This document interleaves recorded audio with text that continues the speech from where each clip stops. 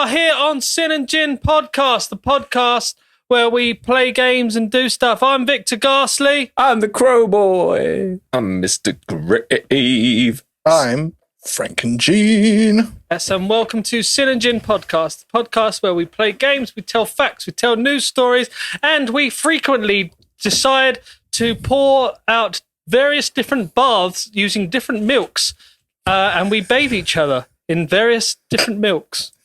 Depending on if we're lactose We use intolerant or not. almond milk for Dave. And He's a me. vegan. And Joe, yeah. No, we use coconut milk for you, Joe. Oh, yeah. And Coconut. That'd be quite Ash, nice, we actually. use cat milk. Cat milk. And Matt, I have nipples, Greg. Can you milk me? we bathe in Actimel baby formula. Yeah, but just the powder. Just the powder. No liquid. It makes me grow big and strong. Yeah.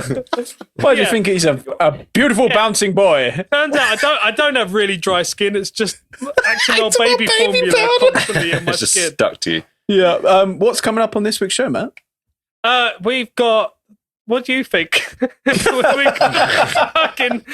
the same shit we do every night, Pinky. I was literally just about to go, the same shit we do every week, Joel. Count Factula again. Count Factula. Shit news, Blank-O-Mattic. Obviously, that's what we fucking got. Get what Cool. you pay for. And the game. Paid nothing. I mean, For and the game. Yeah, I mean, the only thing different about this podcast is the fucking game. But People might be listening for the first time. Wow, way to sell it. Yeah. Hi. I'm joking. If you're listening to Sin and Gin for the first time, we've given up. no, minutes ago, he said he was really bloody I actually excited. love this format. The format works. I love it. Yeah, no one's complained yet. Yeah, we got the variety in the games. I think the variety in the I games. didn't like what you did with your hand there. You did a little spice motion. So, Joe, what have you been up to? Sitting at home, working.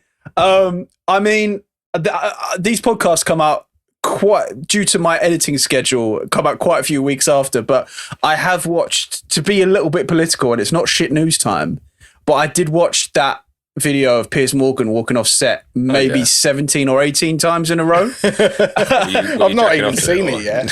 I mean, I was touching myself to it. That's how glorious it was. Go on, Piers. Straight to the wank bank it was.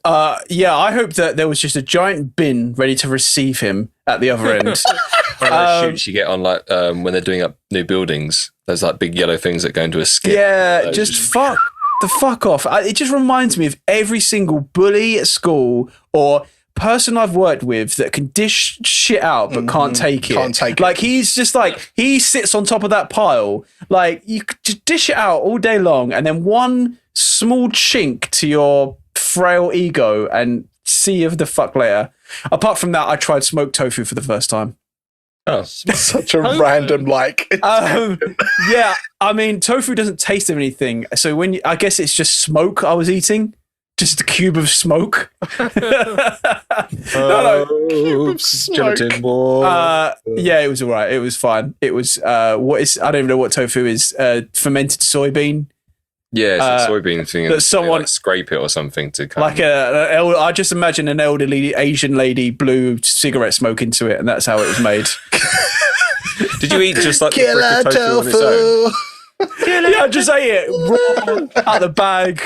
Just You've reached that point in your existence. I spread some herbs on it to make it gourmet. Stood there in Sainsbury's staring, going, Did tofu? you look at it thinking it was going to be Smoked tofu. delicious like halloumi, and it was?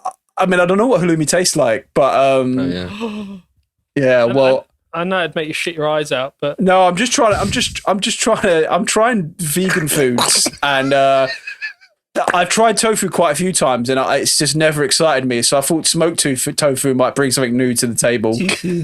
Tofu. But yeah, that's been my week. Apart from that, Dave, how have you been? Good, actually. So as you all know from the previous one, I mugged off my COVID job. I'd had enough of it. And then fortunately last Friday, I did my first streaming gig since, I think it's like since June last year or something like that.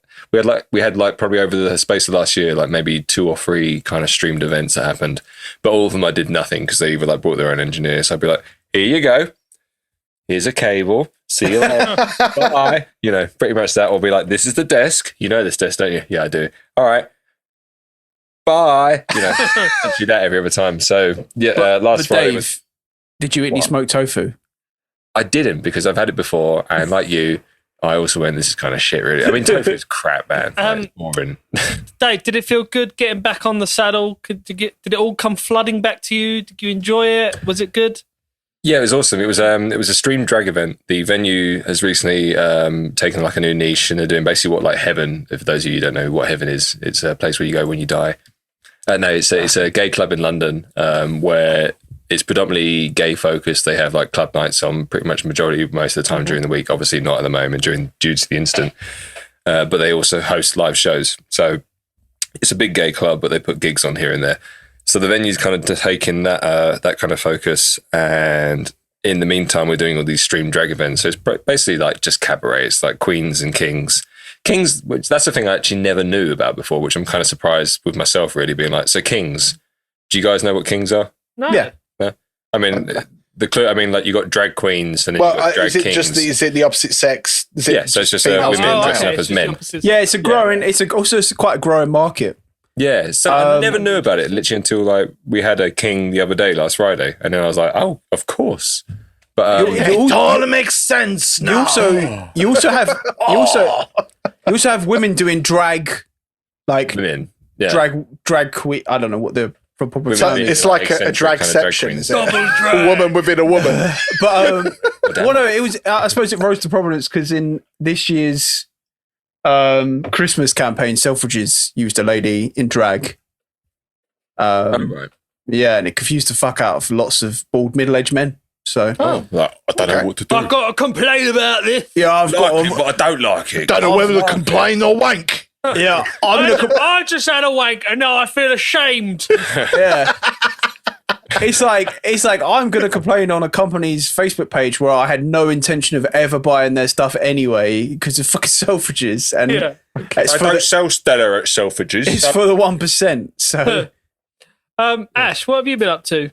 You elusive ghost of a man. Yes, I know. I've been non-existent amongst the rooms of chat as of late, but no, I've chambers of done chat. A huge amount, done a bit of music, and I've been gaming. Really, that's about it. It's the being furloughed. Is it The Sims 2? Much.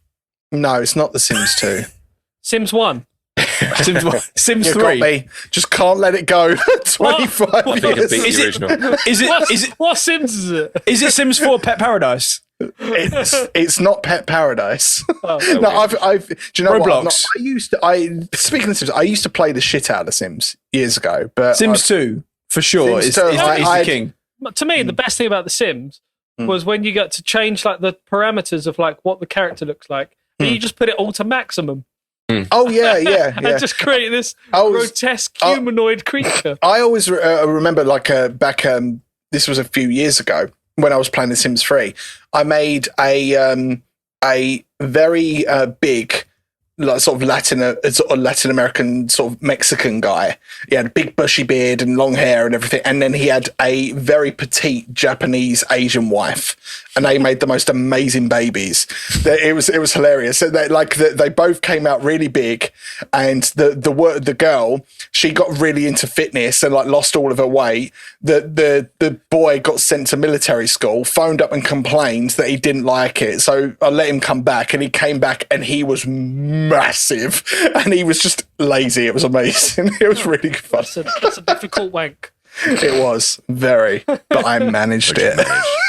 And you came many. Mischief managed. Yeah. I'm confused about that whole story. I don't know. It's just something it's part of my Sims memories. It was good fun. I just my favorite thing was removing the ladders from swimming pools. Or doors from rooms, and then they set them on fire. Actually, if anyone's got a spare lunch break, look up online if you haven't already. Like people's worst Sim stories. And someone eventually on Google you'll find it, but someone collated all like the worst things people did to their Sims, and it's a fucking it's more of an entertaining read than you think. It's one of those about the art goblin. Have you ever heard about the art goblin? Yeah. Yeah, so check it out online. Yeah, check it out. Yeah, don't talk about that, but yeah, like I said, if you look it up. It's funny. Well, I say it's horrible, but it's funny at the same time. So Matt, what have you been up to? You little punklet. Camp. What have I been up to? Well, I've been getting back into my push-ups. I feel like I'm. Fuck's sake, that's not a sentence. Push-ups aren't enjoyable. I know, I'm actually getting into them. Like, I managed to do 70 in one go. I can do 4. So I managed to do that. I bought some MSG today to try that. Oh, mate, MSG, yes.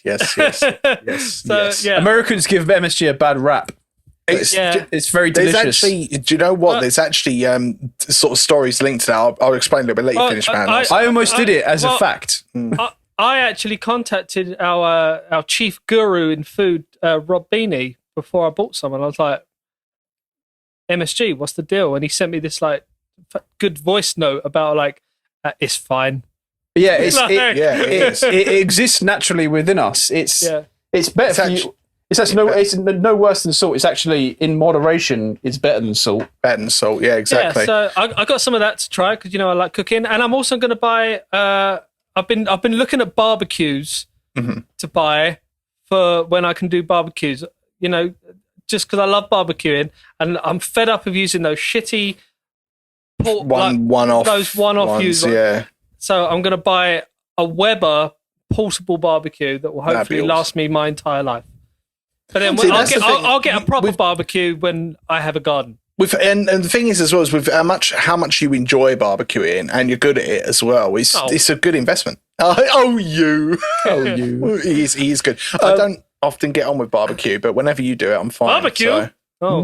No, fuck off, Count Factory. You say barbecue? I have one problem though with this week. When did you guys get together and decide to wear all black and I'm left wearing a blue checkered shirt? Where was the memo for the all black? Like every week on this show, right? These guys have worn mostly Matt, worn like colourful flipping shirts and whatnot.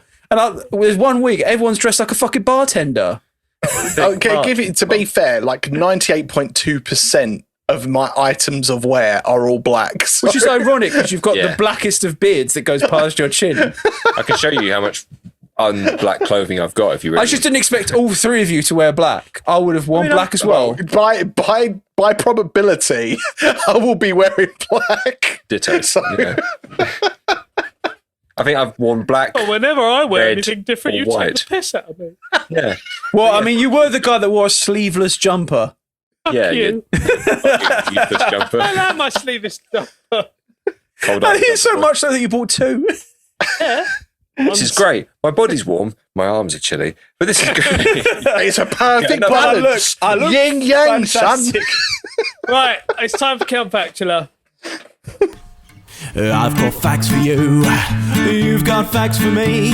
Well, here comes Count Factula to train you with his facts. I am Count Factula. It's the laugh. It just sounds like Mario doing it every time. Hello there, little Count Factula. How are you doing? Went from Italian to Irish or something. It was the he that got me. That reminded me of it. Well, welcome everyone to Count Factula. In this segment, we have each researched a fact. Some of us for 5 minutes, some of us for 15 hours. And we will tell each other's fact. None of us know each other's facts, and you will learn a fact. So I think first off is going to be Mr. Grave. Ooh, that is me. With my added theme tune, actually. Thank you. Thanks, Ash. So you can buy that in all iTunes stores for 99p at the moment. Do you guys know about the world's littlest skyscraper? Have you heard about that? You said that world's littlest skyscraper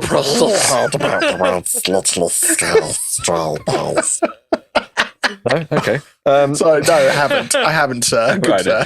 Well, now to tell you. Is it the size of a shoe? Oh! No. That would be too small. That would be the world's tiniest skyscraper. Sorry. It sounds like a thing from Big Mouth. What's his name? I can't remember his name anyway. I like how the iPad glows at the bottom of my face. Anyway. Anyway, in the early 20th century, petroleum bloom hit Wichita. I might be saying that wrong. Wichita County in Texas, whose population... Wichita. Mm-hmm. You are correct. Wichita County, Texas, whose population more than doubled as over 20,000 new residents moved to the area. So basically, they discovered oil. Loads of people moved into the area to try and rake in the benefits of all the oil. Mm-hmm. The original Newbie building was a simple one-story office building that had occupied the corner of 7th and LaSalle Street since it was built in 1906 by a railway man named Augustus Newby. However, once the boom hit, the town's need for office space dramatically increased. In 1919, J.D. McMahon, who owned an oil construction company that occupied one of the offices in the building... Vince McMahon? McMahon. Is that McMahon? McMahon. McMahon. Vince McMahon. It's M-C-M-A-H-O-N. Mahon. Oh, McMahon, yeah. Mahon. All right. McMahon. He later changed his name to Maman. Mick McMahon and Sorry, carry on. Go on. Anyway, basically, there was an empty lot next to this building where his office was, and he was like, I've got an idea. Let's build on that. So his idea was to build a skyscraper that would be a fitting monument for the rapidly growing city. His plan was a popular one, and eager investors rushed to be involved in the plan, and they gave him $200,000, which is the equivalent today of about $2.7 million today. So, okay. Yeah, quite a lot of money back probably then. Would get you a relatively sized building. Get you at least 1/8 of a skyscraper. I mean, they're building lots of skyscrapers. Sorry to go off a tangent, but where I work, or where I did work before the incident, they're building skyscrapers all around there, and it's interesting to see them go up. I went in there the other day, and they're not rubble anymore. They're big old boys. They're big bahoos. Yeah, go on. Sorry. Anyway, so Vince McMahon's got a plot of land and 200 grand. He's got 200 grand and a plot of land. So Vince McMahon used his own construction company and began building without officially getting permission from the land's owner. The investors did not realize that there was something off with their investment until upon completion. They saw that the new high-rise they'd been promised was a meager 4 stories tall. To their surprise, the entire building was only 40 feet tall, 12 feet long, and 9 feet wide. So 9 feet, so it's about 3 feet to every 1 meter. So it's about, like 3 meters by about 4 5 meters wide. Probably no bigger than this room. Actually smaller than this room in width and stuff like that. And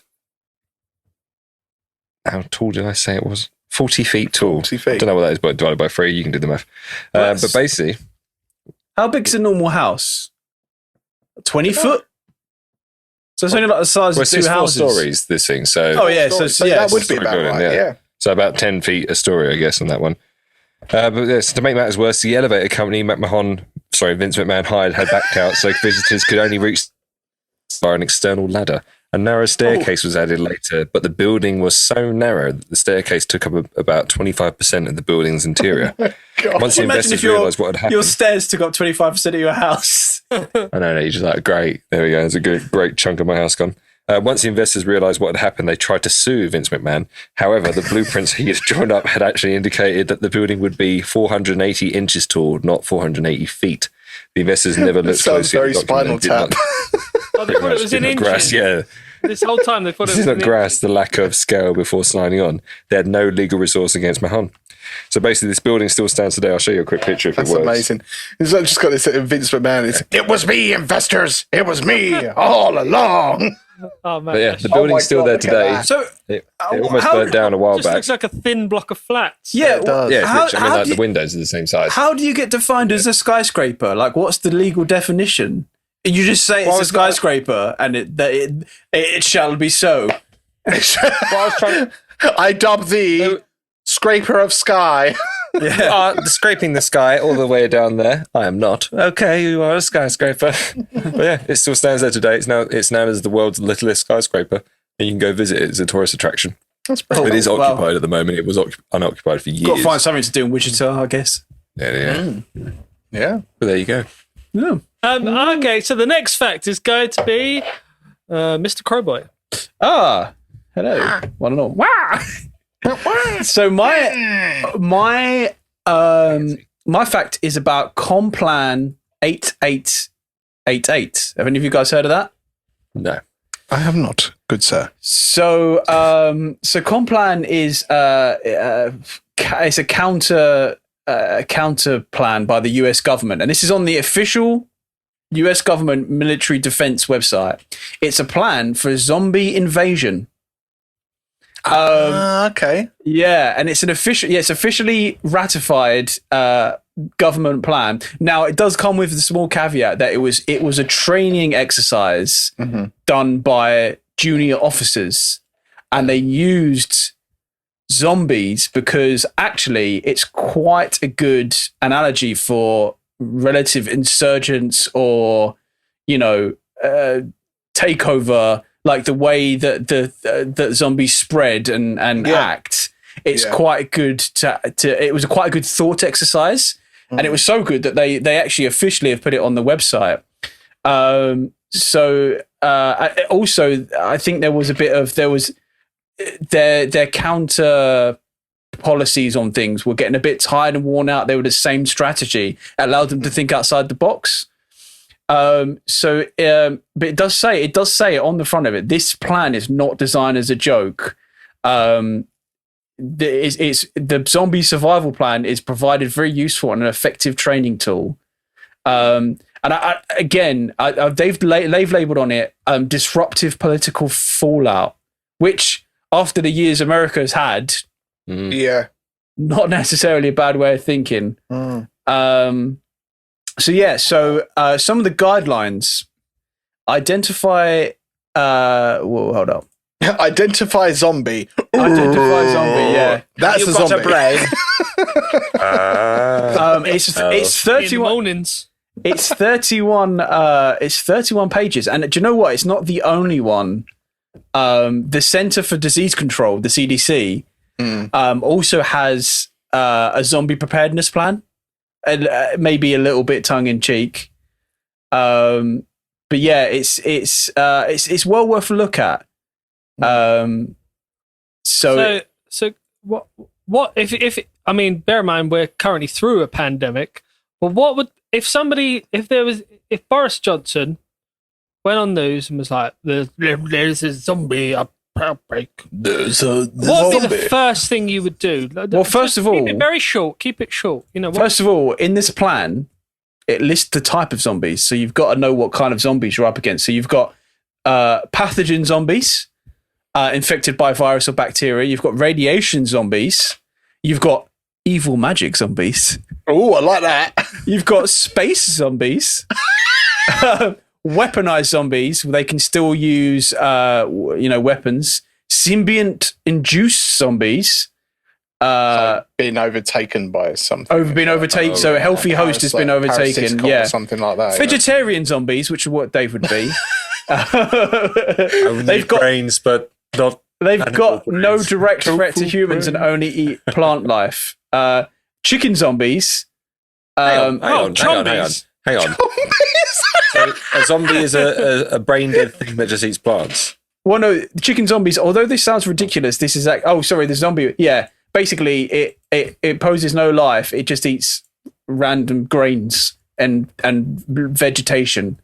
Vegans, vegan zombies. Yeah, brain dead, but eating. I love. They just subtly wanted to put in vegans. They've got no life whatsoever. Yeah, we've got magic zombies. We've got host we zombies. Call them plant zombies. And then you've got chicken zombies, which are the only real type of zombie. It's when zombies run away from everything. No, it's when they get. Well, I'm scared.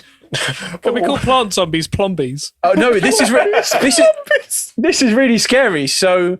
When hens stop being able to lay eggs in America, this is quite sad actually, but farmers put them in big heaps and kind of kill them with carbon monoxide. But sometimes it doesn't quite kill them. You've got this big pile of dead chickens, and some of them rise up from it like the undead, and they're kind of your graves. Yeah, they're kind of brainless and zombified, brain dead but still quite alive zombie chickens.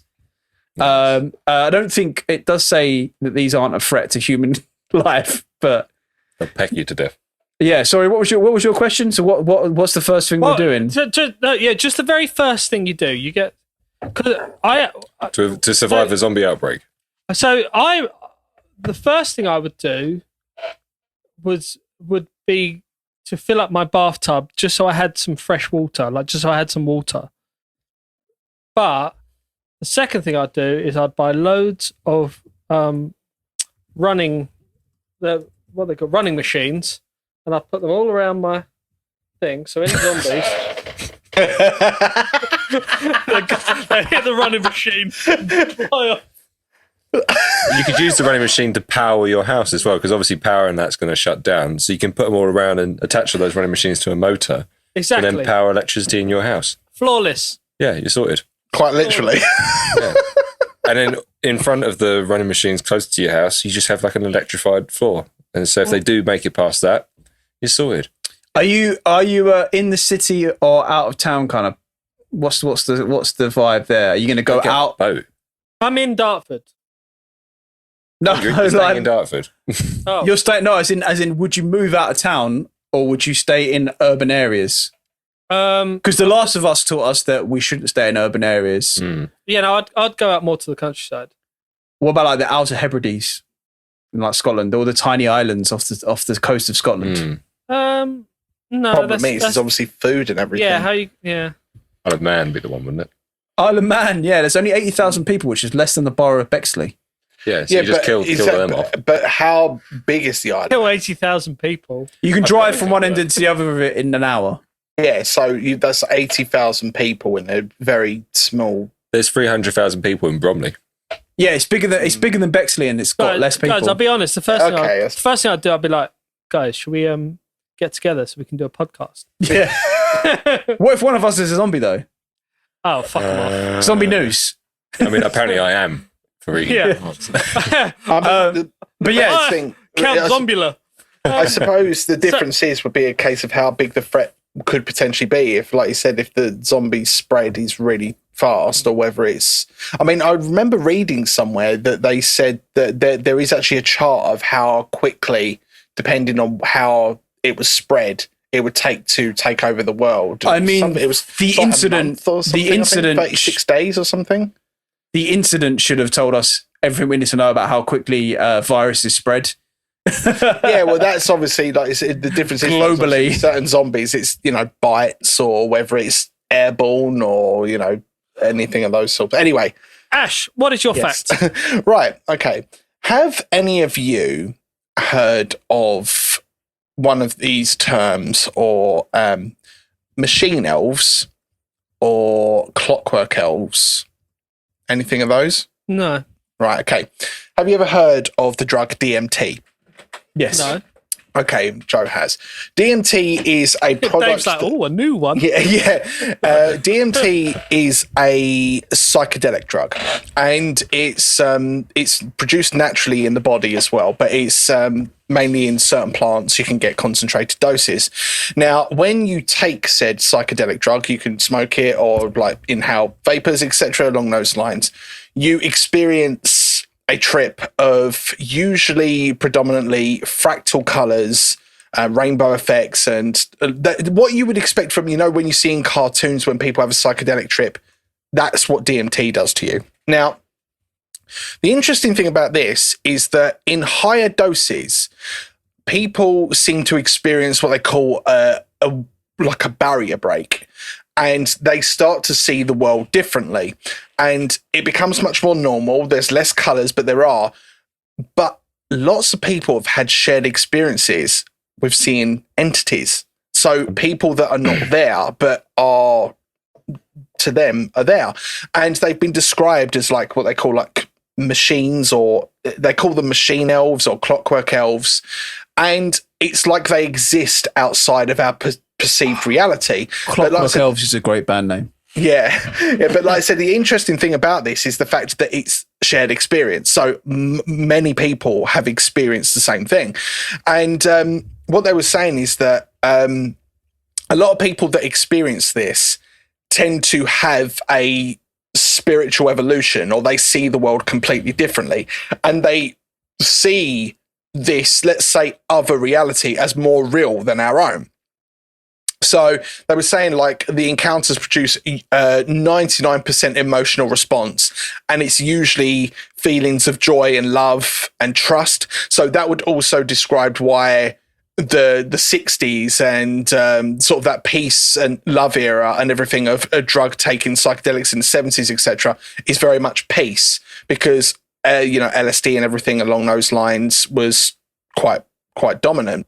All right, so yeah, the general gist of it, anyway, as I was going through, is that the interactions that these people have are quite varied. So some will say that it could be something as simple as, like I said, there was a person that described how they had lost a Zippo lighter and they had no clue where it was. And in this trip that they had, one of these entities said, "It's buried deep in your couch," and told them where it was, and they found it. And they found it after that trip. And like I said, but like I said, the thing that I find the most fascinating about this is the fact that everybody that experiences it tends to have a complete change in their thought process. Like another statistic is 25% of, they tested, I think they spoke to 2,500 people that had taken DMT, and they've done studies in universities. But out of the people, 25% people said they were atheist. And after their experiences with DMT, that went down to 10%. So it was like a spiritual kind of, connection that they had.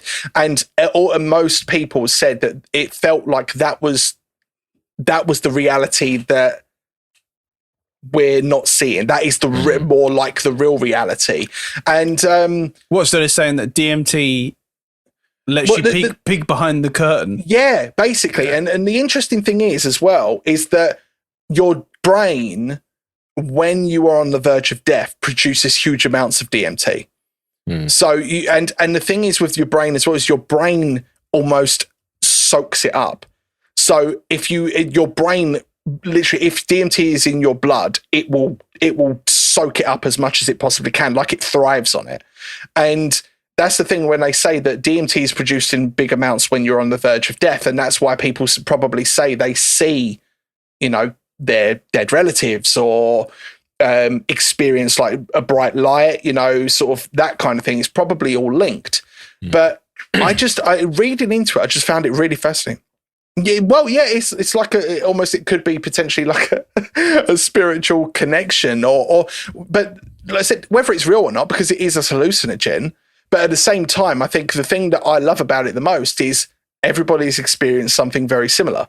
And that, to me, I find the most fascinating.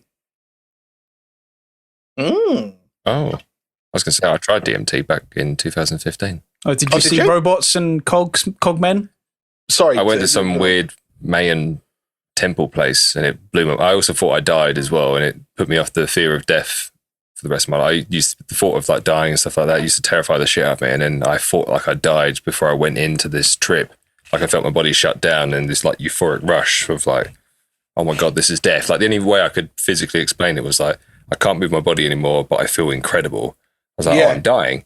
And literally at that point I was like, well, if this is it, then fuck it, go for it, sort of thing. Like I was purely happy to accept the motion of like death.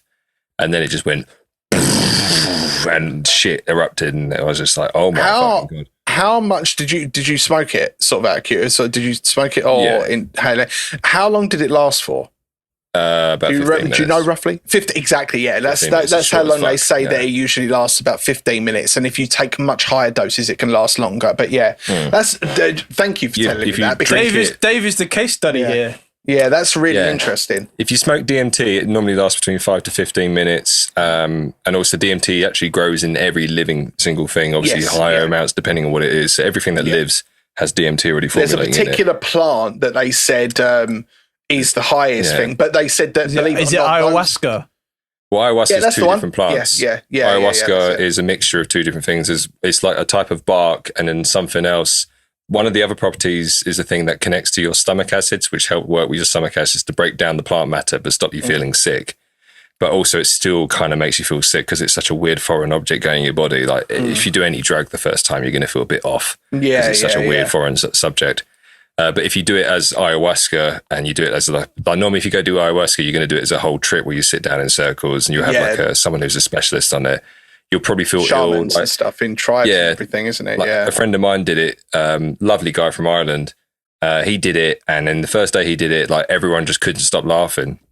And the next day he did it. He then spent another like 3 days crying while doing it because he brought back this random memory that he hadn't thought back for 20 or so years when he was 10 years old that seemed to upset him. And he just couldn't stop thinking about this matter. And he cried about it for like 3 days on these sessions. And then after that, basically, I saw him, DMT is God knows Jesus. how long ago now, but since then he's almost like a changed man. He's like, I didn't know I had this problem that was eating me alive, sort of thing inside me. But since doing it, he's like, it's opened him up. Just before you go in, Matt, one more thing about it, because another thing is that the reason why they're looking into this more as well is because apparently they think that DMT could be a good link to help with certain brain conditions as well.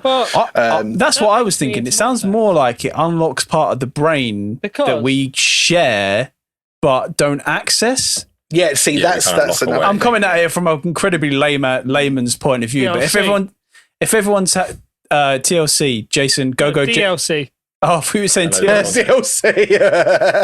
DLC brain pack. I thought you said TLC, like go chasing waterfalls. Anyway, let's let Matthew have his Well, go. mine isn't about anything as intellectual as that. What do you guys know about executioners? I have a lot of fun. I know that they used to sell the blood and stuff of their. Yeah, so I'm going to be talking about a particular executioner called Franz Schmidt, who was from Germany. Yes. What an incredibly German name. Yes, he was from the 16th century, and he basically he wrote about in a diary just about his life, and it was discovered, and it's a very interesting life, the life of an executioner. So when you think of an executioner, you kind of think of the standard mask, chop their head. Yes, But who is the man behind the mask? A new reality show. Yes. Not singers behind the mask. Yeah, so Franz Schmidt. Franz Schmidt. He was, he didn't necessarily choose to go into the job. He inherited it from his father, who also didn't choose to go into his job. His, basically, Albert the Magnanimous, who was king of the Romans in the 1500s, decided that 3 people needed to be killed. In the 1500s? Yeah, but when I say Romans, I don't mean Roman. He was actually king of Germany, which included various elements. Anyway, the main thing about this king is that this is the big thing. He was a member of the House of Habsburg. Oh, our old friends. Give me that jaw, baby. Anyway, so this king, he went to this town, and he said that these particular 3 people needed to be killed, and he was like, "Who's going to kill these people?" Nobody put their hand up, and they were like, "Well, who's the wood chopper?" And they're like, "He's the wood chopper." A guy called Heinrich Schmidt, and this guy who was a wood chopper was told to cut the heads off these 3 people, and he became the executioner. But then his son inherited it, this Franz Schmidt. Now, the thing is with an executioner, I mean, this was at a time where you had, priests were seen as good and witches were seen as bad. Mm-hmm. And the executioner was kind of the middleman. He was the person who separated life and death. Mm. They would wear a mask to terrify the prisoner, but also hide their own identity. But this Franz Schmidt was known, and he decided not to wear a mask. During his career, I say career, So he started at 18. He killed 361 people. Okay. I say killed, he executed. But he also did, but the point of an executioner was to do he was almost not police officer, but he was also deal out smaller crimes as well. He dealt out 345 minor crimes, such as flogging, amputations of ears and fingers, and fingernails. So that was another, for smaller crimes. Now, what would happen? Well, this was going to be one of my facts. Executioners in the Middle Ages in Europe were almost witch doctory. Yeah, so that's what I was. They were seen as people. So the idea was, if somebody was injured but they still needed to be put on trial, an executioner would nurse them back to health for them to be taken to court and then killed. Yeah, and he would look after them, and piss. There were. Depending on what it was, they would go to. So I'm just trying to. So most prisoners would be given a final meal, and this would be usually lots of wine or beer. It was known as the hangman's meal, or the gallows meal, and a lot of the prisoners would just drink or in excess. Before they were then put in their white linen gown, and it was known for some more rowdy prisoners to. They had to basically walk a mile to get to the gallows, and some people used to just piss halfway through. Wouldn't you? You're going to get executed. What can they fucking do? Execute you? Yeah, exactly. And that was another thing. Although the executioner would actually comfort people, the main people who would comfort the damned would be the clergy. Now, what would happen is, when an execution happened, the executioner was announced by a warden, and he would shout out, "The executioner is at hand." And the executioner would turn up, and it was a real stage thing, and they used to have hundreds to thousands of people. The prisoner would come up onto the stage, and the executioner would ask the prisoner for forgiveness for killing him, for about to kill him. They would then have a drink of peace. Of piss? Peace. A drink of piss. Is that what they piss halfway through? The piss. Now you're the drink of the man. A drink of something of peace, but they wouldn't be killed immediately. Then they would the prisoner would then be moved to a place called the Blood Court. So at this point on the stage, well, I say stage, but people would start together. The prisoner is moved to the Blood Court, where all the jury is all in red and black robes. They would talk about his crime, and then they would decide how he would be executed. And this would either be sword, rope, burning, drowning, or a thing called the breaking wheel. Oh. And so crowds would gather around during this time. He would then be brought back out to where he would be fucked up. But we've decided you shall be fucked up. Now this Franz Schmidt was actually a very good executioner, but the guy being an executioner was kind of seen as a curse as well, because you were kind of seen as being between good and evil. So people would they would say you should never walk in amongst an executioner's shadow. He had a son and a daughter who were basically no one. The son could never get a job, and the daughter could never marry, purely because of his job. And he ended up having to go to a duke and said, "I don't want to be an executioner anymore." And he was eventually told that that was fine. So the person who took his place. Now, the idea was that they used to like to chop the head off in one swoop. Boom. done. And if it wasn't done in one swoop, it was seen as like complete blasphemy. Like, you fucked this up. And if somebody takes 3 strikes, if they've done 3 strikes and the person is still not, and the head is still not off, the executioner has to have his head chopped off. All right. Okay. Yeah. And at one point, with Franz Schmidt's next person, Successor, that's it. He fucked up, and there was a massive fucking riot Jesus. because of it.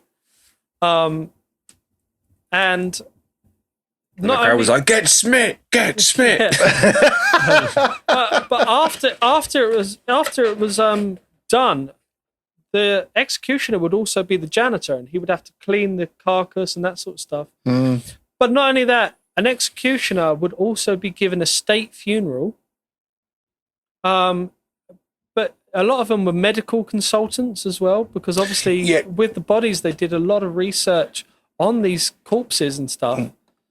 So yeah, I was going to add a little bit to that when you said that, because you find that a lot of executioners were well versed in the human body, because there were a lot of instances in certain executions that they wanted to prolong the execution for as long as humanly possible for the real horrible crimes. So they would need to know exactly where to be able to, stab people and everything and keep them alive. And like you said, nurse them back to health so they can do it all over again and all this kind of stuff. Well, it links into my fact from I think it was a couple of weeks ago, if you guys remember, which was about the all the medicines that people used to make out of the human body. And one of the things that executioners in England did was sell buckets at beheadings so that people could catch the blood, because people believed that drinking blood gave you vitality. Yeah.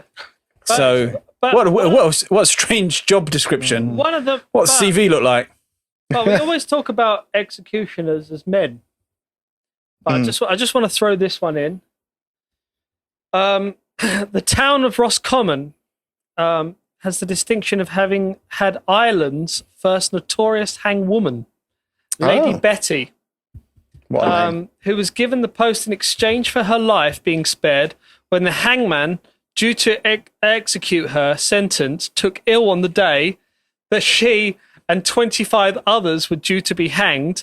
Lady Betty offered to carry out the task in exchange for her death sentence being commuted to a life sentence, and she was acted as the county's hangwoman from then on. Wow. Well, there you go. There you go. You don't kill me, I'll kill all these people. I just imagine it kind of like, hear me out, yeah? Hear me out. Listen to Hear me now. All these guys. Hear me now. Right, I think it's time for a game. Let's do a game. Is every morning a drag, dull and dreary, filled with misery and hopelessness? Then indulge yourself with a morning nut. That's right! Orgasm before you get out of bed. Say good morning to others and mean it. I know I do. With Juicy Crew's range of morning lubes, toys and tissues for everyone, treat yourself to a morning nut. Lubes with such flavor and fragrance to help wake you up with a smile. Mint to help blow away the cobwebs. Zesty lemon to refresh you with a smile. And for those tranquil days, try chamomile. Also introducing the early bird vibrator for those ladies who want a good morning nut. This little bird is definitely worth 2 in the bush. So have yourself a wonderful morning nut and honestly enjoy your day, because you're worth it. Juicy Crew's nut range is not just limited to the early morning nut aficionado.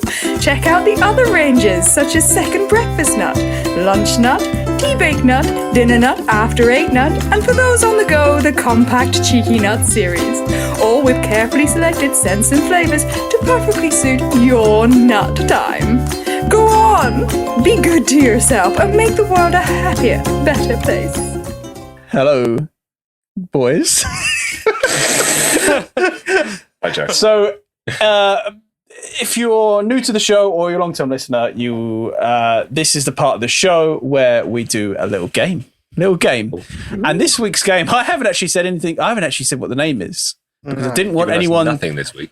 Well, I didn't want anyone to look it up beforehand or try and search their memory banks because the clue will give it away. The name will give it away. This week's game is called Autobot or Auto Not.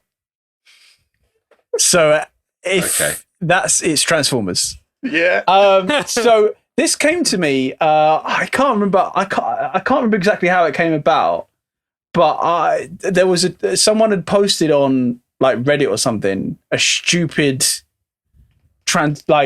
redundant transformer who had a stupid name, and I was like, oh, the Transformers have been going since the 80s, and it's Japanese, and it's had lots of like serious offsprings. I wonder how many Transformer names there are. Turns out there's fucking loads. So I've made up some Transformer names, and I've got some real ones. Now, what I will say is a lot of these hilarious mishaps are kind of translations from the original Japanese TV show, which is what causes some of these names. Which may give more away than I thought. Actually, I probably shouldn't have said that. But yeah, so Okay. we're gonna go with. So who's keeping score? Sorry, do you want to give an example of a Transformer name that everyone knows, like Bumblebee, Optimus Prime? Optimus Prime, Hot Rod's one, isn't it? Big Hero 6. I don't know, whatever they are. Tuberculosis. Prime. Who's Tuberculosis? Yeah, Amazon Prime. So who's keeping score? I got it ready for you. Lovely. Right. So, first one, Drill Nuts. Drill nuts. Drill Nuts. So it's Autobot or Auto Not. Auto Not. Also bot. I'm going to say Autobot as well. Autobot. So Drill Nuts is an inventor, or at least he tries to be. His inventions work, which is great, but the problem is they tend to serve no useful function whatsoever. From boomerang bongs to solar-powered nightlights, these worthless contraptions are practically an art form.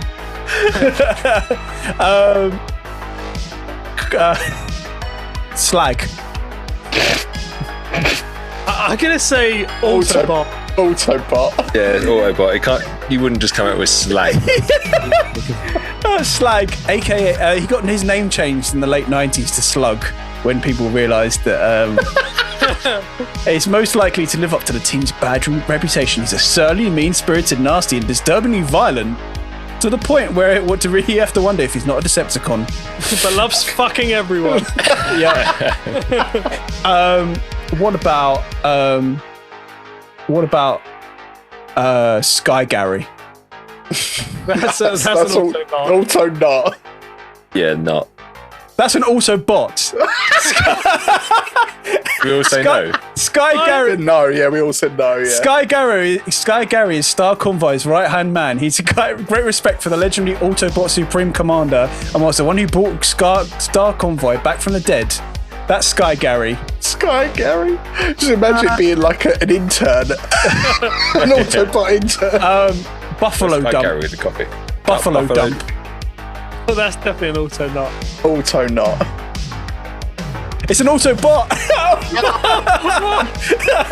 Buffalo Dump, a creature of insect described as Buffalo Dump, part Cybertronian and part mechanical. He and the Minotrons are the mini ones, aren't they? Yeah, they're from the Decepticon. He cannot be reasoned with, and any firepower you hit him with just makes him angrier. Ooh. Trundle. What? I don't know. I'm going to say Autobot. Matt?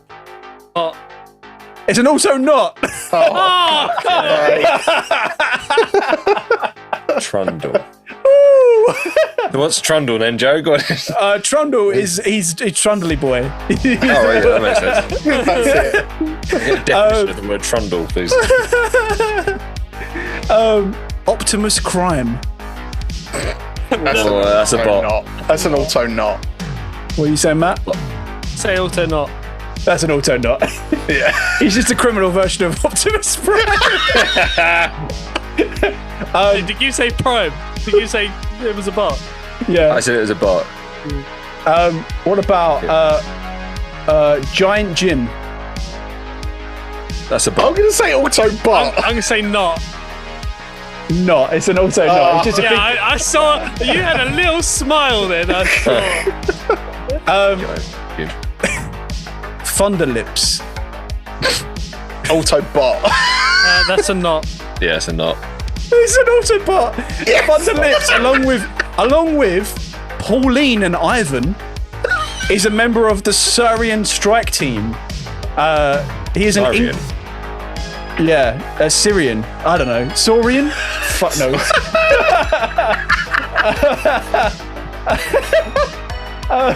Hellspice. I'm going to say Autobot. Yeah, bot. It's an auto not. I made that one up. Oh, wow. Okay. He's full of Chinese 5-spice. That was good. That's a good one. I thought I'd do. I want to read that one. Drip Lip. Auto not. That's a not.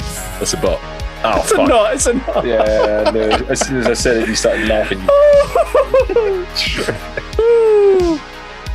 Oh, Alan. Bot. Bot. Bot. It's a bot. Alan has the ability to control electricity, a skill made more and more powerful. Is it Alan It's Stans good. or something? No, it's just Alan. It's fucking Alan. It's not even like ALAN. Like It's not even cool like Sky Gary. It's Automated, just, electronic. it's just Alan.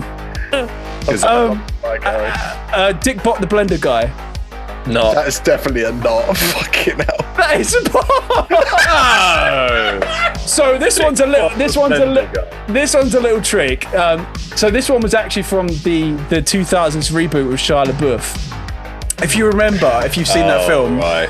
there's the appliances that come to life, and this one appliance is a blender, and he has like a big appendage between his legs, which he uses as like a little cannon.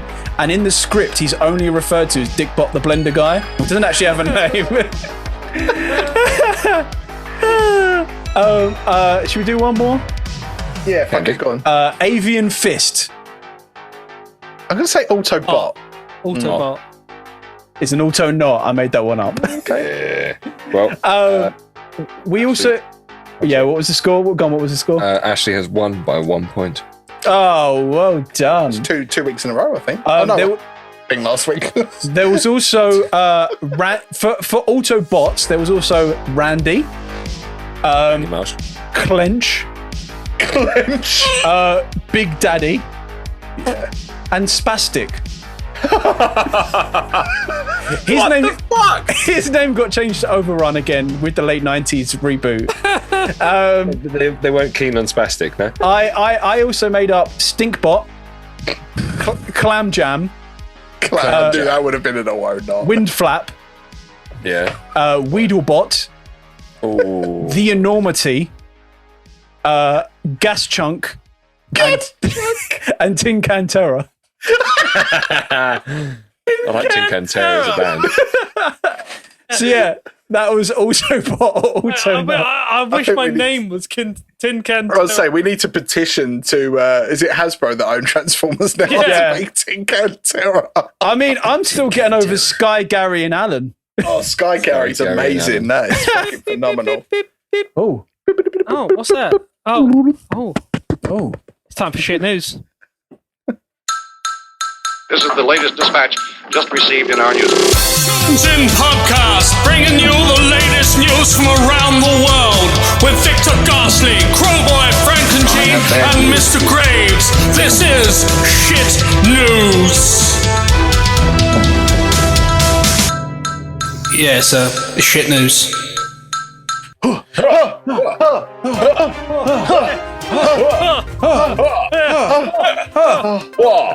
Can't wait to get the What is it good for? Absolutely nothing. oh, ladles and jelly spoons. Whoa! Welcome to the section of the show where we've got our small trowels and we've gone hunting in the woods and we've turned over the fresh earth and what have we got there? Not truffle mushrooms. It's a little bit of news. and we put it into our soft yielding hands and we carry it, shielding against the rain and the elements underneath our shirts, and we've delivered it to your door. So here it is. Have you been doing DMT? You've been doing TMT, yeah. Are you on DMT right now? I'm on DMT right now. I just love the world. So you're joined here with Hot Lips, Funky Gibbon, Teabag, and Long Socks as we bring you only the hottest news. And this week's headlines: Rita Ora's dyed her eyebrows. Shit, yeah. Okay. I was waiting for it. Yeah. Some woman went to Dubai instead of following lockdown rules, and she said, "Why don't people just fuck off?" I respect her. She did fuck But off. she's still a dickhead for going away. Miley in class wore something grey. She smells good in Marks and Spencer. He does smell good. And Caprice Beret has put on a busty display as she's worn a dress which shows I off love bubbies. boobies. And Busted. and lastly, the show's personal friend Katie Price. She's forced to deny having a secret bum lift surgery in lockdown after fans spot evidence in a new photo that she's done something with her bum. He's gonna be like Helen. And But be tied together with piano wire and wax. But what I want to focus on this week is Yeah, wire and wax. old friend of the show, John Schnatter. Oh yeah, great friend. Great friend of the show. You may remember him as the guy who founded Papa John's. Greasy Papa, as I like to call him. He said, so if you don't know the whole Papa John's saga, John Schnatter had to stop working at Papa John's. He got fired, essentially. He didn't stop working. He got fired for using the N-word on a conference call. And then he came out with this big tirade, and he claimed he ate 20 pizzas a week, and that the product was not as good as when he was there. Blah blah. He went mad basically, and he looks so greasy. But basically, he's come out this week and said he's had 3 goals for the past 20 months.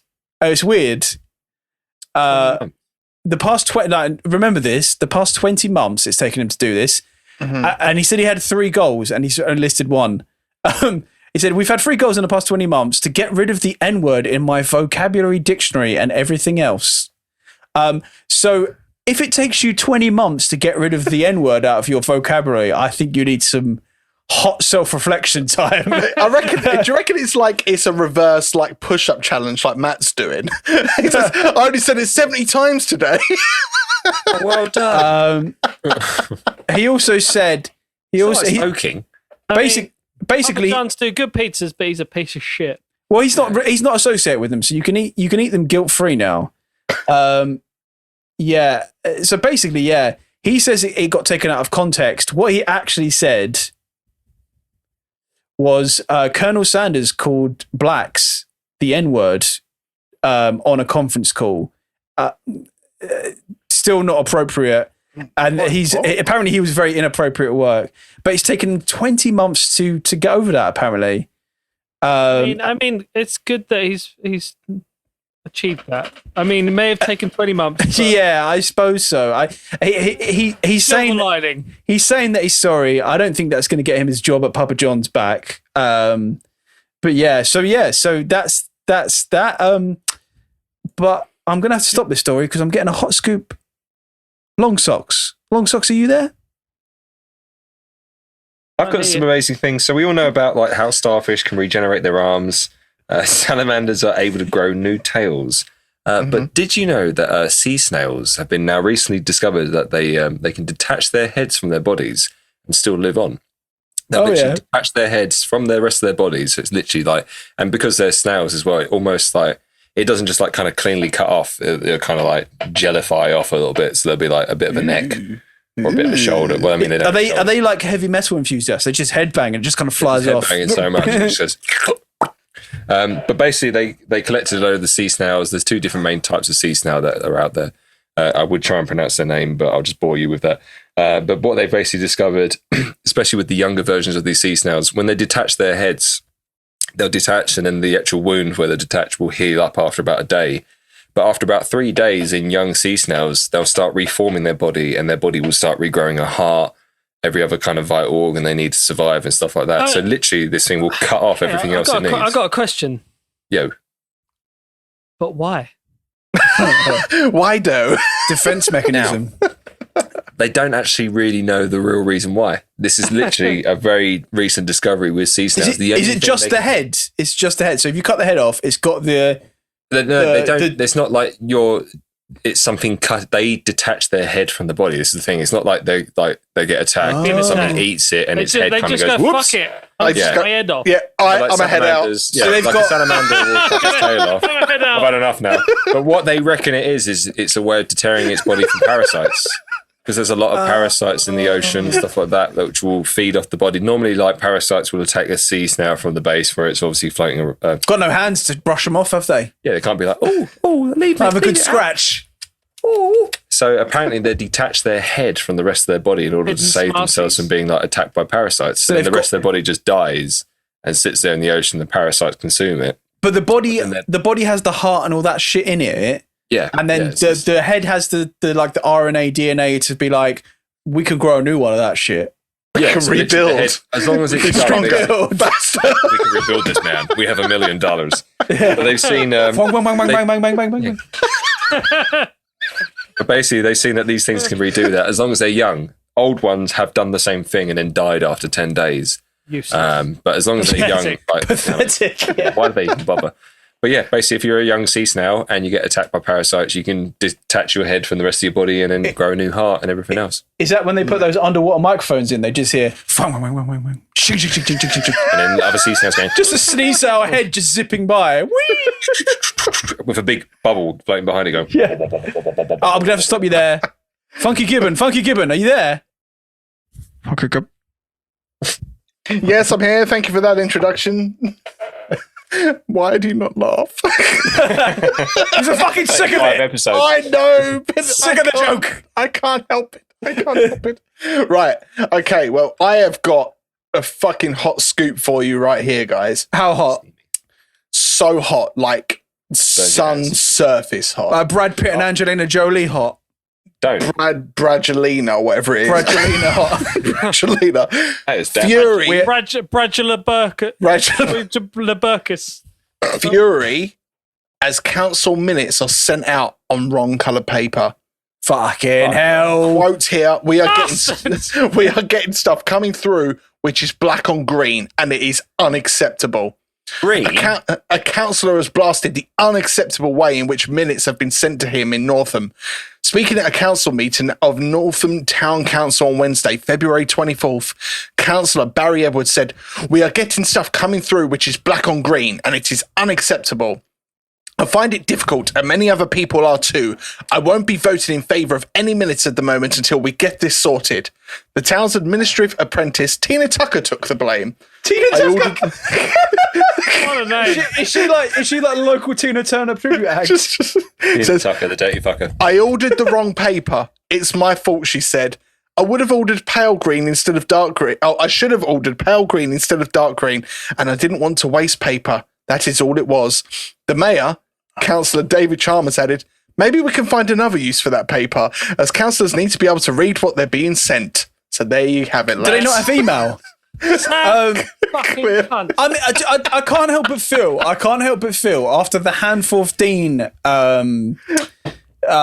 parish Zoom call went viral that everyone's trying to get in on the Wouldn't surprise me. weird. I don't even know. Like, I've never lived in a small village. I don't know how the small village life works. I've always lived in concrete urban jungles. But fuck me, are they bored or something? What is all this shit? I have no idea. It's such a case of big fish, little pond. Yeah. Yeah, like that. As soon as I saw that, I was like, "Mate, that's the What an one." inflated sense of ego. Yeah. I'm gonna have to stop you there. No problem. I think we definitely have got something going on at Dartford. Oh, Teabag, are you there? Singular teabag. he's in the hurricane. Hello. Yes, I can barely hear you, but I'm going to give you the news anyway. I'm all the way in China right now. Oh, Yep. No Zoo delay. rumbled after trying to replace wolf with Rottweiler dog as it's cheaper. Rumbled. I like the fact they're being Rumbled. rumbled. Like the fucking mobs come down. Hey, wait a minute. The Zhangwushan Zoo in China needed a replacement when its wolf died. So they used a Rottweiler dog after bosses argued it was cheaper and visitors wouldn't mind as its close relative. No, it's definitely a wolf. Did anyone ever Definitely a used to wolf. watch? Anyone ever used to watch the Mighty Boosh, like the first season of the Mighty Boosh? Yes. It's giving me the fucking vibes of that zoo. Yeah. Gorilla. Yeah. They argued as the dog is a close relative to the wolf. Visitors of the attraction in the province. I mean, he's not wrong there. And they said they would not complain, but customers were not fooled and quickly spotted the pet in the cage. The question, Like, okay, they dress it up as a wolf, or is No. it just... so many questions, right? So, huskies and Malamutes kind of look like wolves. Rottweilers, nothing like wolves. Huskies and Malamutes are like the 20th cousin of a wolf. But I mean, to be fair, They're like a small wolf, right? My huskies and Malamutes. They look Right. like small wolves. They're Right, closer face- to wolves than any other kind of dog. Yeah, fucking. guys, to be fair, it costs £1.66 to get into the zoo.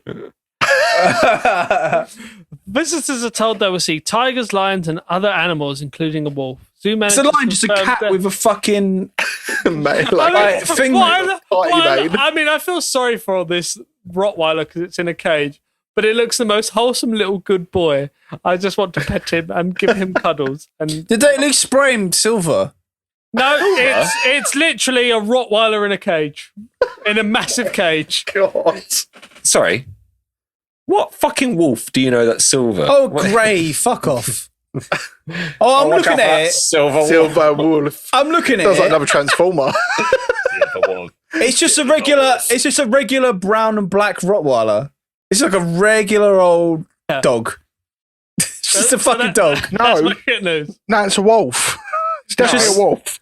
It's just sitting down in the cage. Or did they get around it by saying that it's a wolf because the Rottweiler's name is Wolf? Maybe that's how they got around it. Gladiators. No. No, they bought a dog. His name's They probably- Sky Gary. They probably didn't even. Yeah, Sky Gary the wolf. fucking. What was it? Dick Bot Blender Well, fella. apparently one user said, at least find a husky, it would be more convincing. And another commented, have people in the city never seen a dog? Right. Well, there you go. That was shit news. Your source of news. nutrition for the shit. week. What we got next, Matt? Blank-O-Mattic. Let's do the thing with the words.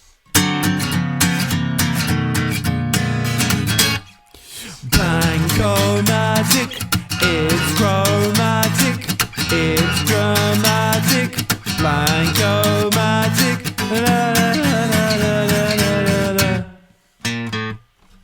It's Blank-O-Mattic.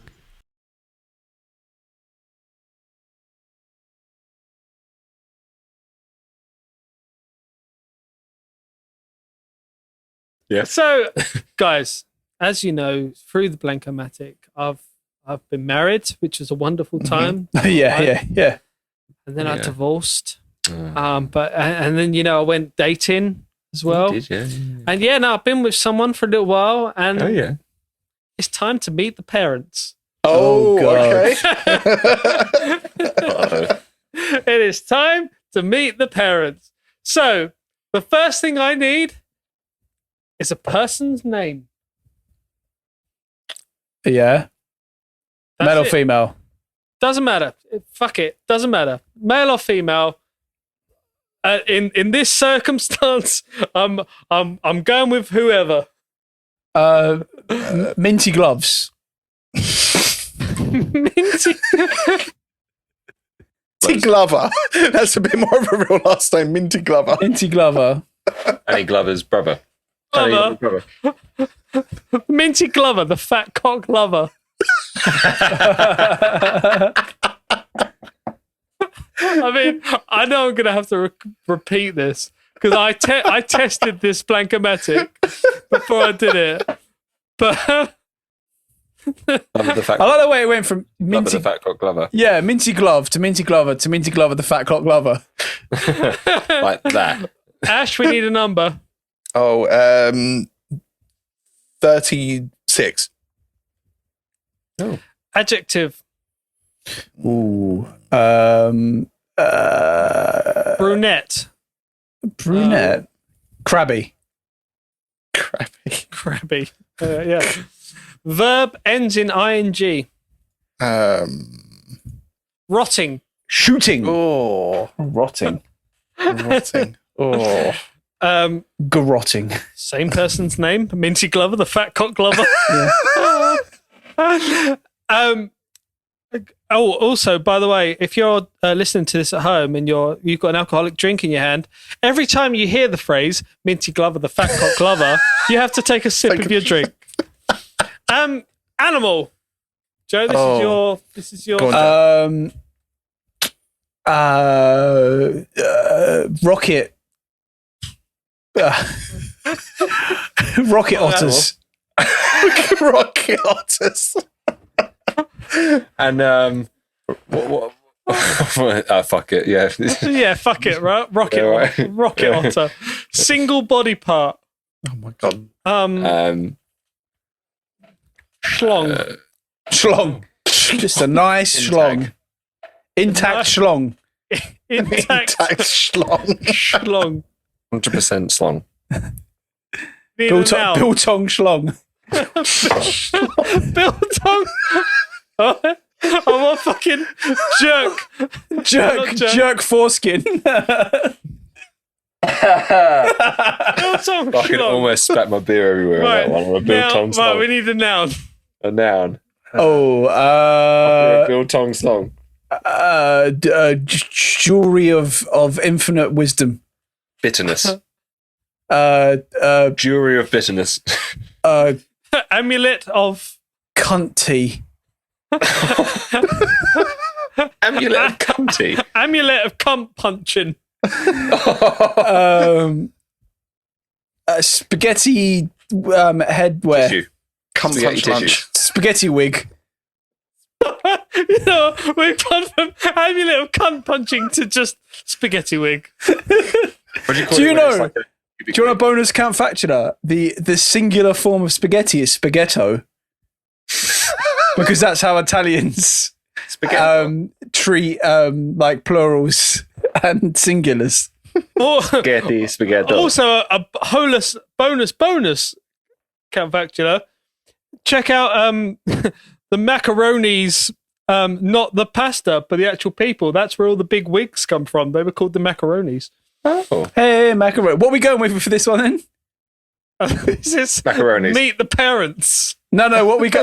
No. What are we going with for this answer? Spaghetti wig. We're going with spaghetti wig. Spaghetti wig.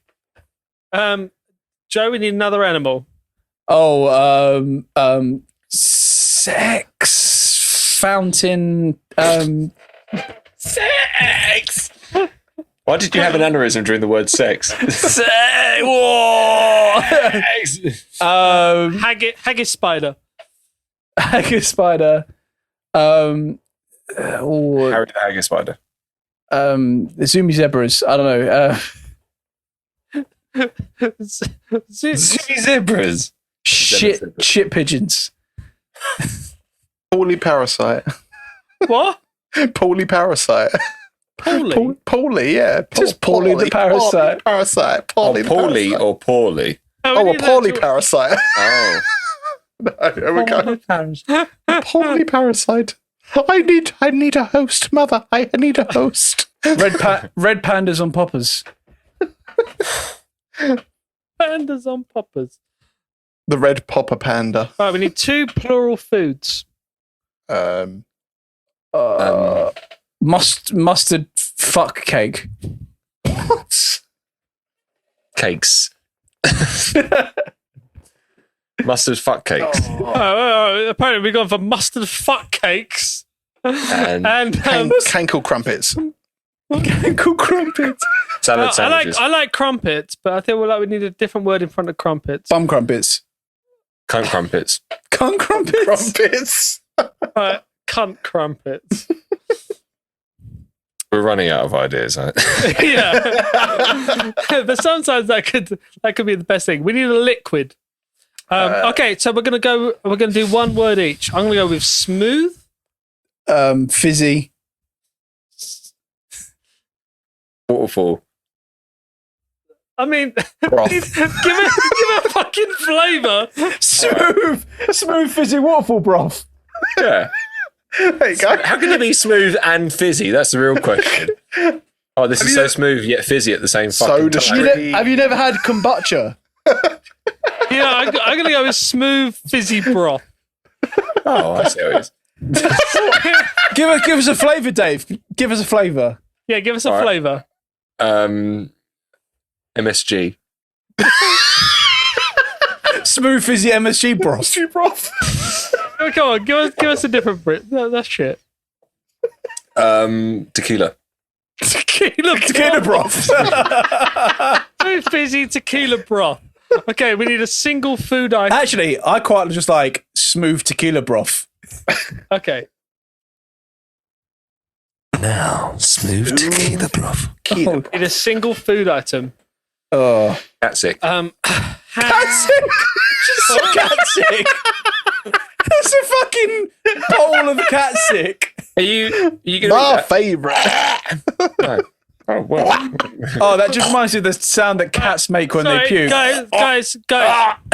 Guys, we need same person's name, Minty Glover, the fat cock lover. Everyone have a drink. Any place. Anytime, baby. We need a place. Oh, Sheffield Wednesday.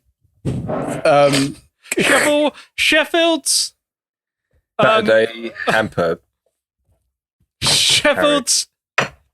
Sheffield's second best burger stand. Sheffield's Bog Pits. Behind the Little Chef Pony. on the A23 exchange. I don't know.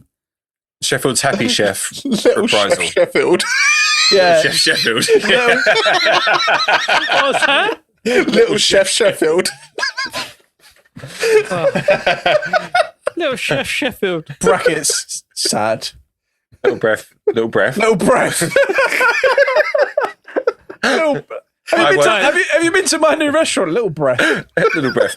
We personally breathe in all of your food. Guys, good or bad? Bad. Spectacular. Bad. Oh, bad. I suppose bad, yeah. I suppose.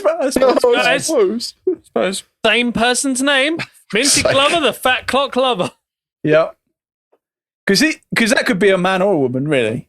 Yeah. Ash, we need a number. We'll go for a lower one. 3.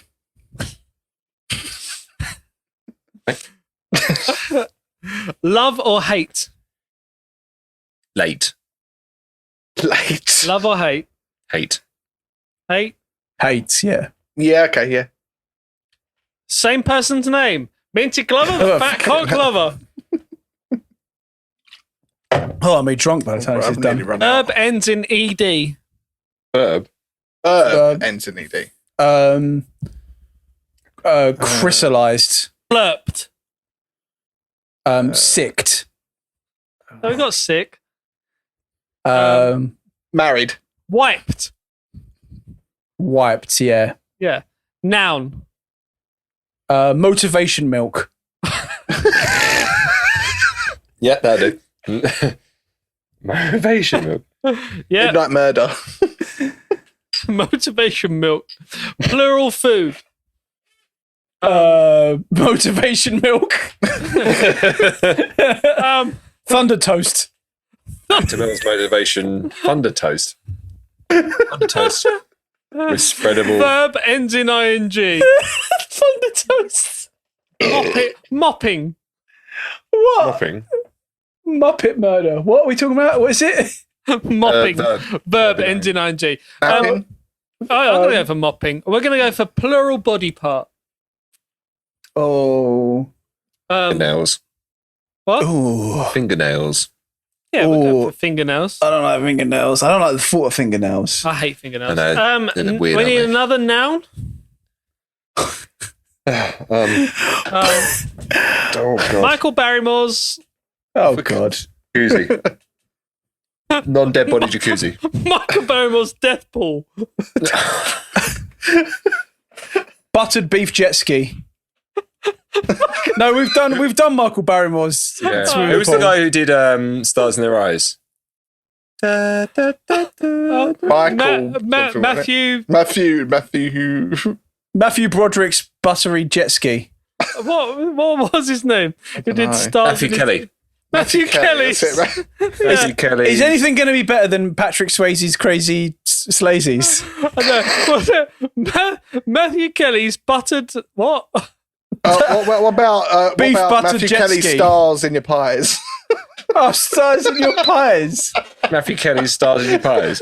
That's not a noun. That's not an object. Oh, well, it is, I suppose. Star pies. All right. Matthew Kelly's Beef Jelly. Matthew Kelly's bitter disappointment. Matthew Kelly's buttered jet skis.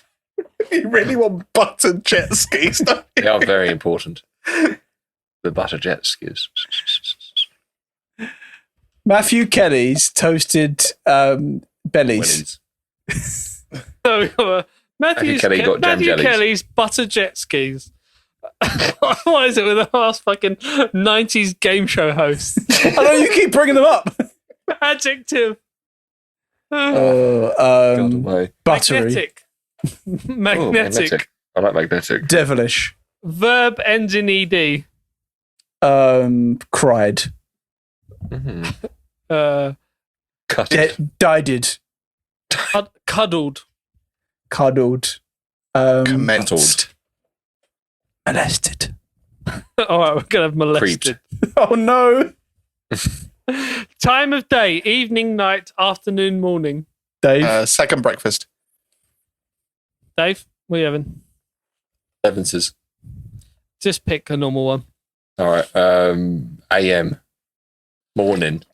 All right, I'll do morning. Okay. What else do you fucking do if it's a normal one then? Single body part. Aggressive appendix. All right, fine. Aggressive appendix. Hey everyone, same person's name? Oh god. Minty Glover, the fat cock lover. This beer is so cold it's been in the freezer. Well, Wife or husband? wife. Okay. Wife in the day, husband in the night. Adjective. My knee. That's not an adjective. Um. Obedient. Oh, obedient. I like that. Okay. Same person's name. Everyone have a drink. Oh, Minty this so- Glover, the fat cock lover. It's so cold. Cut Yeah. between your thighs. Verb.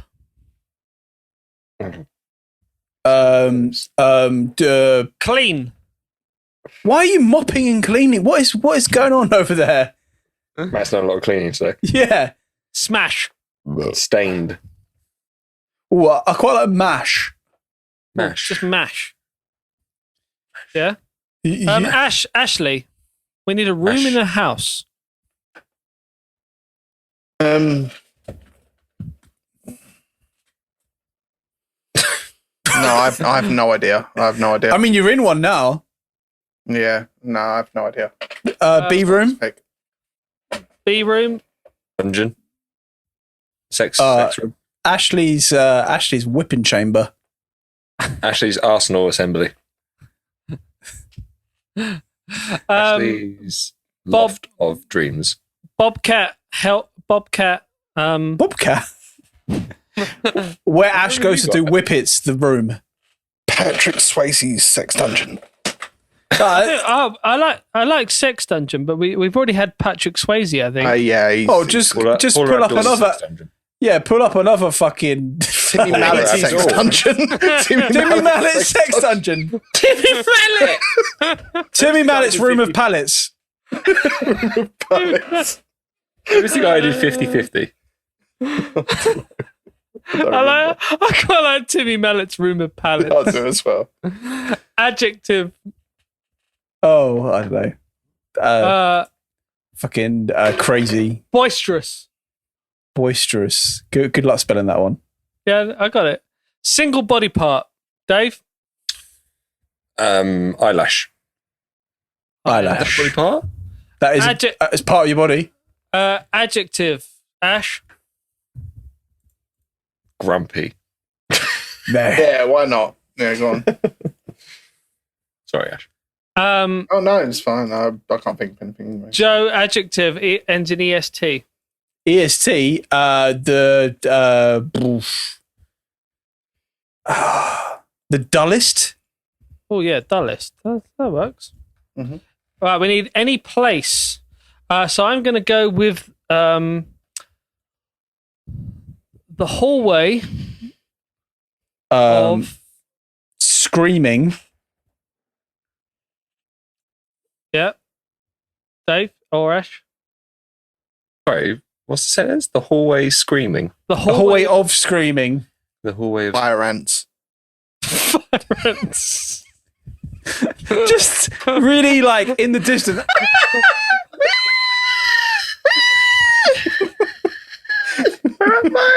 Hey guys, same person's name. Minty Glover, the I've run Fat out. Cock Glover. Fucking hell, Minty. I've run out Yeah, ages I've ago. run out. Pretend to drink. I just did because the motion I've run out. But Right, noun, plural. We're nearly there.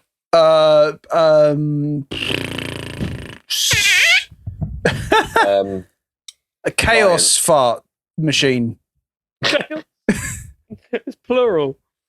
Machines. chaos farts, just chaos farts. I quite like chaos farts.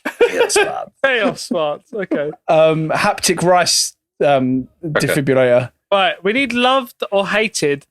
I've already seen the final product of my tester that I did, and I'm going to go with hated. Oh. Okay.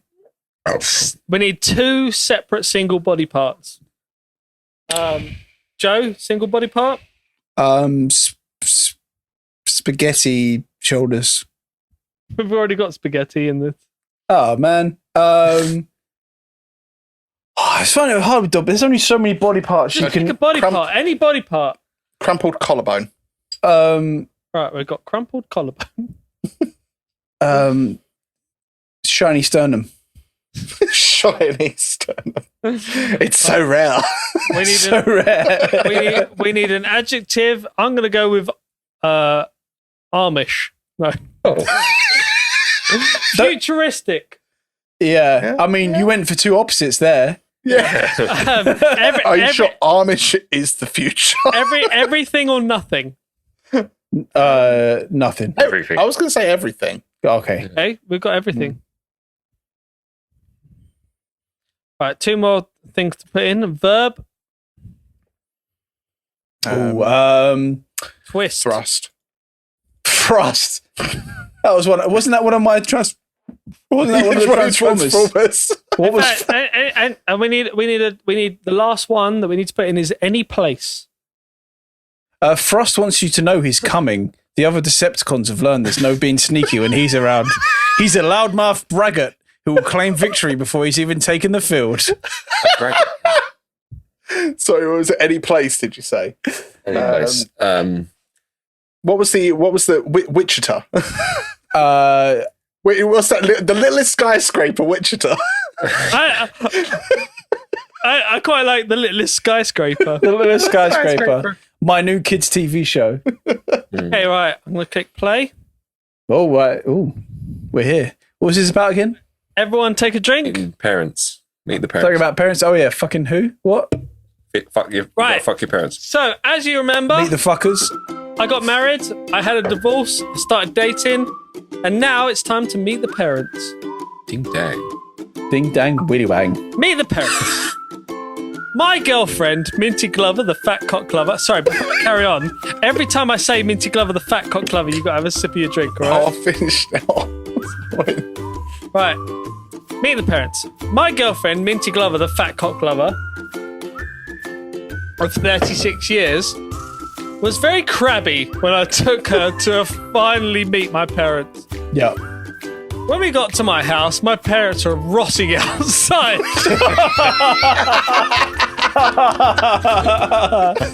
Oh, They couldn't wait. As soon as Minty Glover, the fat cock lover, stepped out, my mum gave her one of those giant rocket otter hugs. Oh yeah. My dad gave her a peck on the biltong schlong. just pulls her cock out and gives her a little. As is tradition. As the French. Do you know what? That's exactly what the French do. I'll tell you what else the French do, guys. We all sat around a spaghetti wig for dinner. Oh, as the French do. When my mum brought out a full roast red Pambras on poppers, yum. We had a side of mustard fuck cakes, mashed cunt crumpets, and smooth tequila broth with cat sick rolls. Wow. I got up and What a spread.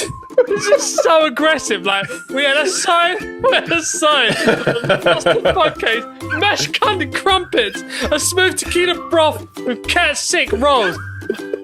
I mean, they all. Fuckers. That sounds like. I mean, we were talking before this segment off air about festival lineups. That sounds like a sick festival, like a metal festival lineup. What was it? We got. What was it? Who's the headliner? But the headliner's mustard fuck cakes. Support. We've got mashed cunt crumpets, followed by. Before then, we got smooth tequila broth, and then opening up, we got cat sick rolls. That's a Rock Matrix gig if I ever heard one. My dad asked Minty Glover, the fat cock lover. Oh wait, shit. Where she's originally from. She said, "Little chef, Sheffield." Oh. And for our American audience, Little Chef's like a little. It was. Freeway. Yeah, it's gone now. It was a little restaurant on the highway, still exists. motorway. No, it doesn't. Not No. That's No. It's No. My parents were both surprised, in a bad way. They didn't seem to mind our age differences. Either when I told them that Minty Glover, the fat cock lover, is 3 years younger than me. What? I suppose if he's 18 and she's 15, maybe. You know. She's 36 and he's 33. Oh, whoa. That's all right. Well. Disgusting. Disgusting. Disgusting. Crazy. They didn't seem to mind our age differences, even when I told her that Minty Glover, the fat cock lover, Oh, fucking 3 years younger. Hate is all that matters in this situation. Yeah, I agree. It's a bit what could be more. Then of we that. told them how we met.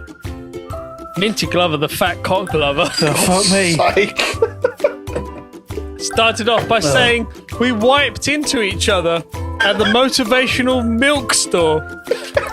When she bumped into a shelf of Thunder Toast and they all come tumbling down. Well, that really hurt. I helped her with that and we started mopping with our when our fingernails met.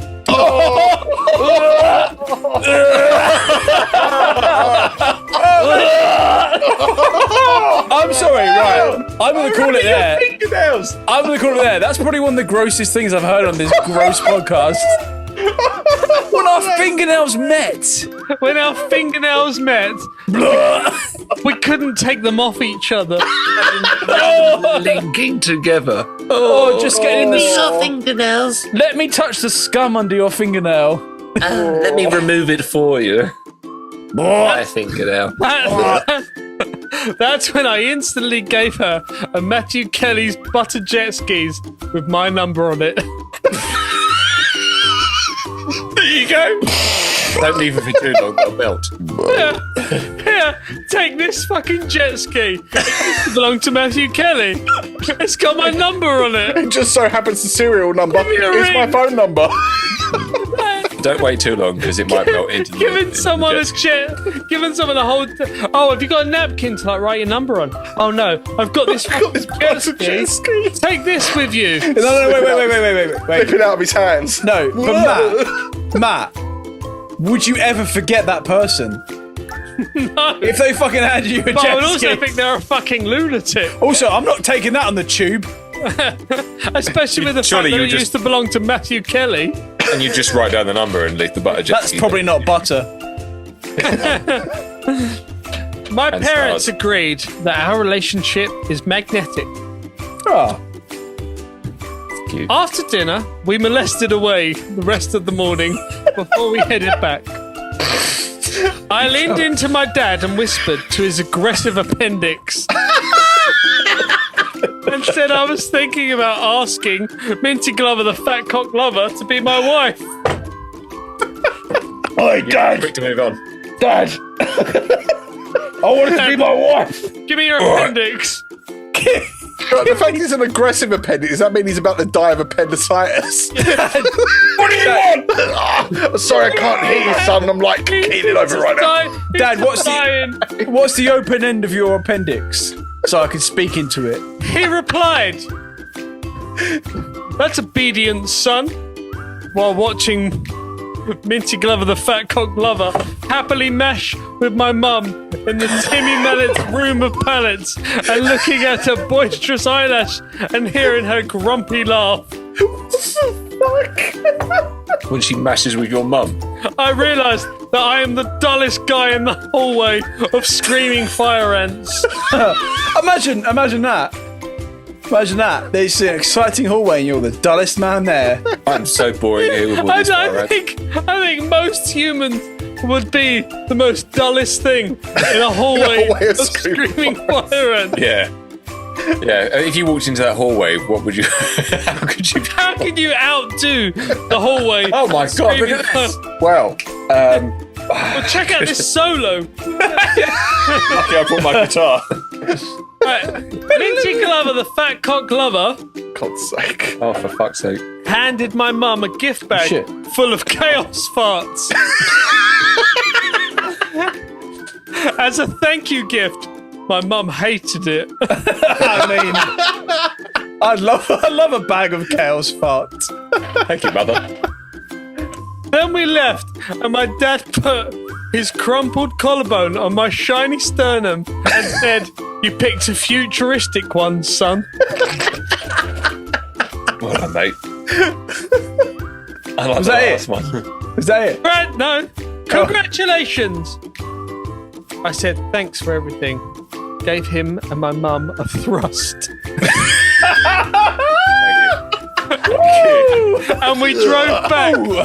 And we drove back to the littlest skyscraper. Oh, bless him. I can't count the number of times I gave my mum and dad a thrust before heading back to my skyscraper. The little skyscraper. So there we go. Yeah, there we go. Wow. I mean, You'll meet them again. Yeah.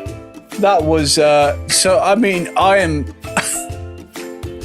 on tenterhooks on what will happen next in your romance story. I mean, I didn't expect this to actually turn into a romance story. I mean, what's interesting is you're already married, yet you've asked the dad to if you can marry. You whispered into her aggressive appendix. I know. So I'm ready. you got I'm divorced. ready. Were the for my parents- second- Were the my parents? second wedding. Yeah, well, I can't wait for the second wedding. Blank-O-Mattic. I mean, as a mate, I'm going to say you rushed into this one. That's what I'm going to say. Hey. Yeah, I mean, I feel like Minty Glover, the fat cock lover. Everyone have a drink. Is the one for me because I have got the fat cock that she needs. Well, one thing that has definitely come from this Blank-O-Mattic is we've definitely got a title for this episode. yeah, Yeah, And- yeah. and I'm going to be honest. If you're driving right now and you didn't take a drink because you were driving, Selfish. yeah, you're a fucker, and I think you should take 12 drinks now. I think you should pull Give over, it a shot. get to the Nearest little chef. get to the nearest little chef, get behind their bar, and down fucking some tequila, and then get back on the road. You can't. I just like to point out that if So that is the end of our podcast. If you would like to support us, we do have a coffee account, which is ko-fi.com/sin and gin. If you have any Appendages. appendages you want to send pictures of, please send it through. We have got a few that have been sent to us. What appendages? No, a few It's just facts that appendages. I will include in the next one that I completely forgot to include on this one. Terrible. But please, thank you very much for being a fan. I love you. Huzzah! Huzzah! Oh, Everyone, thank you very much. I just saw that Tayzonde style, like, I go away from the mic to breathe. I go away from the mic to breathe. It was Minty Glover, the fat cock lover. Oh, for fuck's sake. I'm so full of gas from drinking during that whole fucking segment. Well, don't say his name. Her name.